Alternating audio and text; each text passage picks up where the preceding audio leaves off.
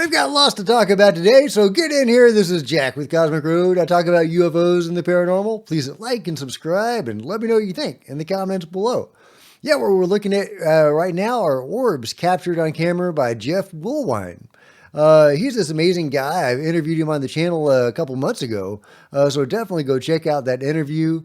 He was able to identify and track UFOs in Phoenix and later in Tucson, and he believes they're like plasma beings that interact with energy in certain predictable ways, so that he can actually predict when they're going to appear. Amazing stuff, really awesome. So I highly recommend checking out his channel or the book that he wrote, or the interview that we did together. But yeah, he goes out watching UFOs all the time, and again, he's able to know when they're going to show up because of his predictions about how they interact with energy, and I think that maybe the stars, or certain seasons. Anyway, just phenomenal stuff. This is like an 18-minute long video. There's all sorts of great stuff in here, all sorts of numerous sightings of these objects or beings or whatever they are. I have to wonder if they have some relationship to the things that Skywatch, the Skywatcher group is picking up. So, some sort of plasma beings or other dimensional beings or something. Maybe not ships, but maybe they're ships. So let me know what you guys think about that amazing stuff. Meanwhile, was there a mothership seen over Cucuta, Colombia? Yeah, look at this mothership. Then, of course, it's got these smaller ships around it. In what appears to be a mass sighting in Colombia. They get so much hot stuff down there, guys. South America, they got all the crazy stuff going on. And apparently they have for many years. But of course, UFOs are everywhere, and there's crazy sightings everywhere. But look at this. What is that? If this is legit and this is anomalous, what is it? What are we looking at?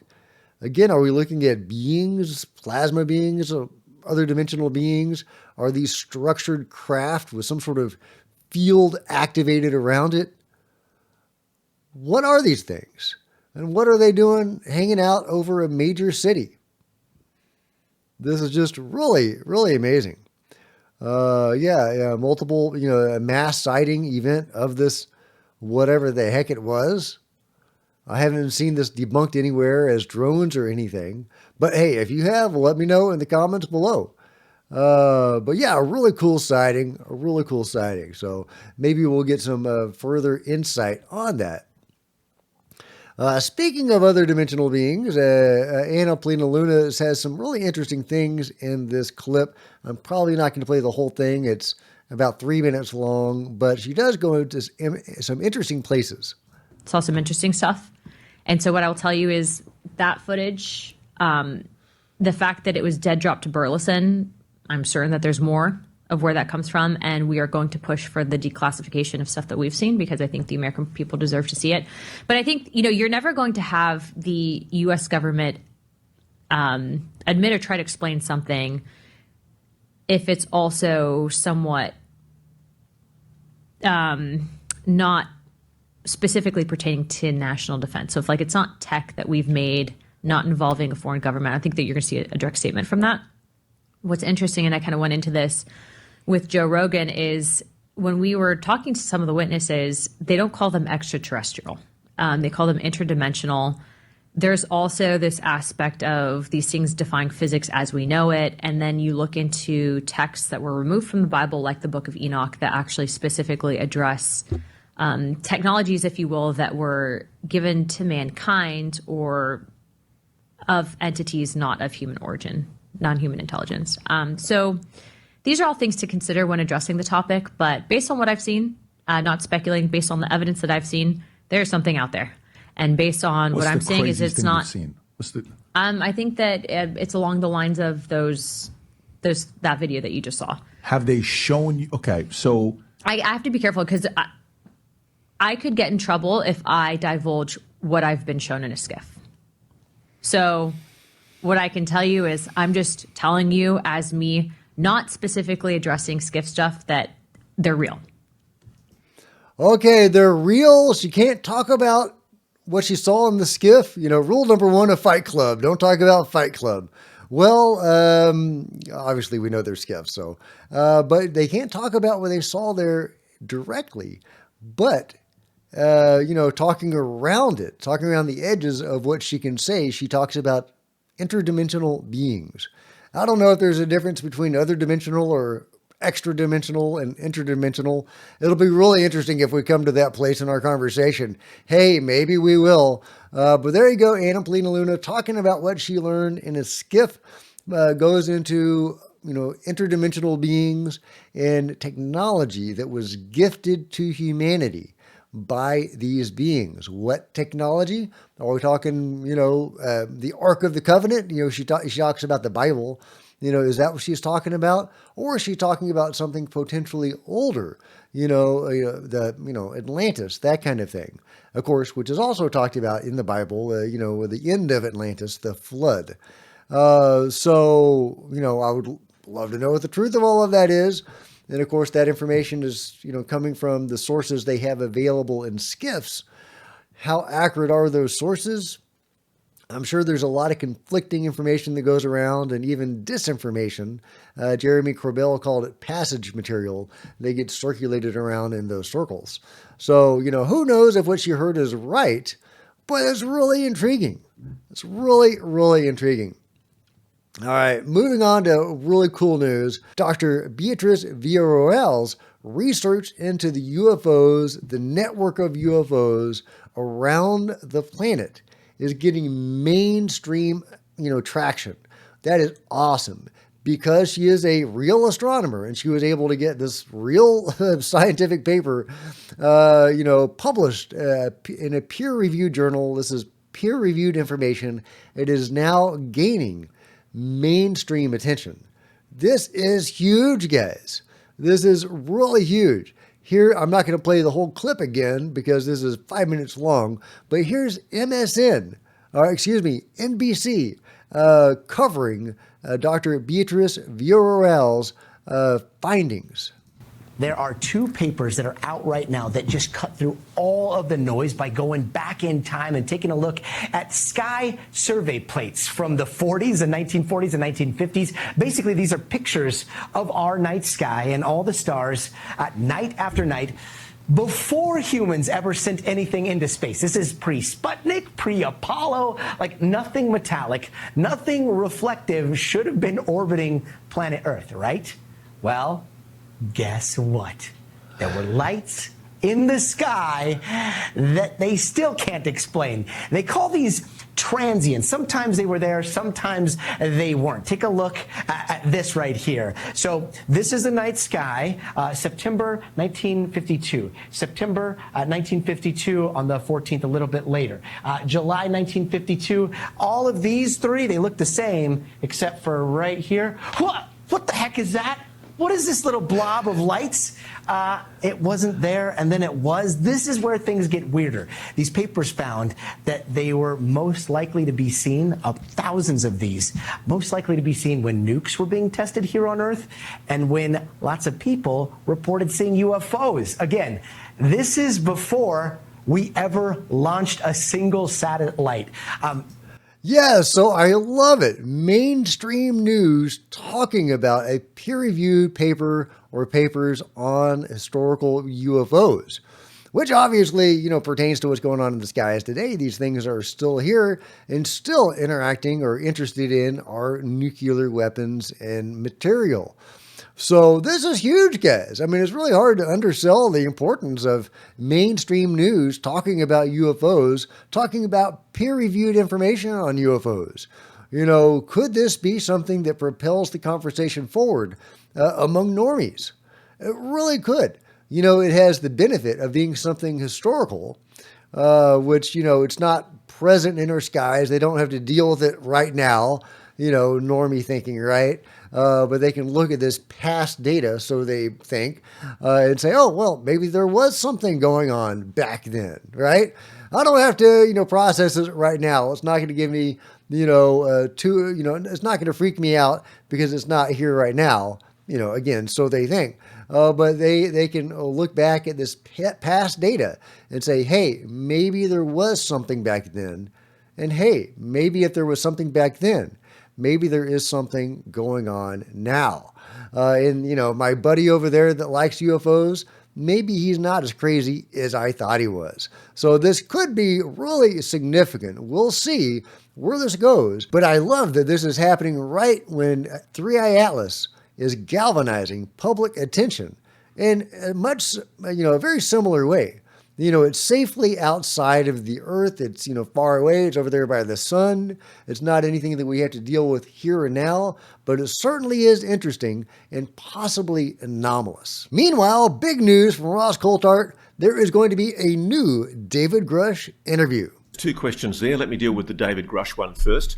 I don't think I'm giving anything away if I say I think there's going to be a David Grusch interview coming up soon, like a TV interview. That's to come. Let's just wait and see what happens there. As for the op-ed, that's up to the mainstream media organisations that appear to be doing their level best to try and suppress this story. I certainly know David's been very keen to get his viewpoint out there, hence the new interview. Now, we know that back in the day, starting in the 1950s at least, the CIA was heavily involved in infiltrating news organizations around the world to manipulate and suppress the UFO topic. So it's interesting that Ross says that, yeah, it's the news agencies themselves that are suppressing David Grusch's op-ed. Are they doing it still on behalf of the CIA? Wouldn't that be interesting? Not surprising. Obviously, the CIA is up to their gills in all of this, just like they all are. So is the FBI. So they all are. And they may be competing with each other. There's, compartmentalized. But whatever, we are getting a new interview with David Grusch, it sounds like. Ross didn't specifically say it was going to be him doing the interview. So are we talking about 60 minutes? What are we talking about? But either way, can't wait to see David make his grand return. No doubt he'll be talking about the last UFO hearing and his participation in that, and hopefully his participation, I can do it, in the next one. Let's see. Meanwhile, ProPixels is not just doing analysis anymore. ProPixels is capturing his own damn UFOs. Look at that. It's a nice capture. Very small object, seemingly. I mean, hard to tell how far away it is. That could be car-sized or bigger. Very fast moving object. That seems to be doing, velocity changes and direction changes. Very nice capture of something that to me looks very, very interesting. Is that a tiny craft? What is that thing? And I say tiny. It's hard to tell how big it is. It moves in a way that looks like it's so light. I want to think it's very small. But, who knows? Who knows? They can control gravity and they skip around weirdly.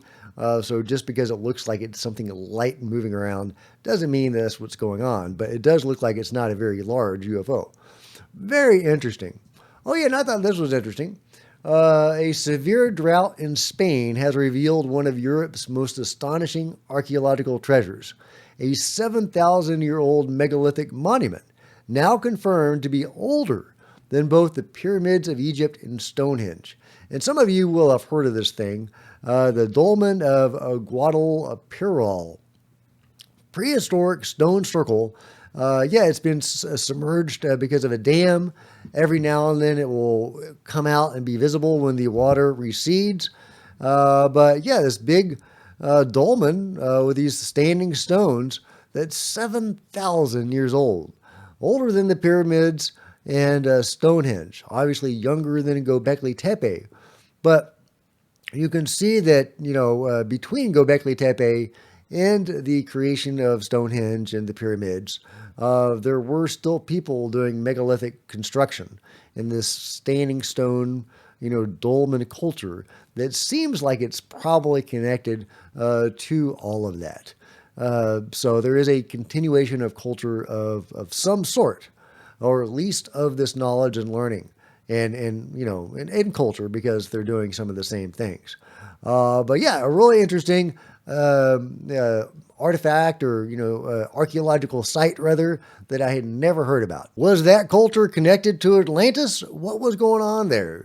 There was obviously a global civilization back in the day, or a civilization that was connected across the world and interacting with various peoples around the world and spreading their architecture and their beliefs and their symbology, maybe their religion.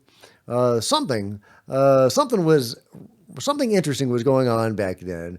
Maybe not just one group doing that, maybe multiple groups, multiple civilizations, possibly a succession of civilizations. But yeah, we've got, that one from Easter Island and Göbekli Tepe, which are shockingly similar. I mean, there's just, too many to go over. But yeah, there was that one other interesting one there that was shown on the same page that was from Rapa Nui, Easter Island, similar to those ones that we just saw that look like this. And this is from the Olmecs. Shockingly similar designs here.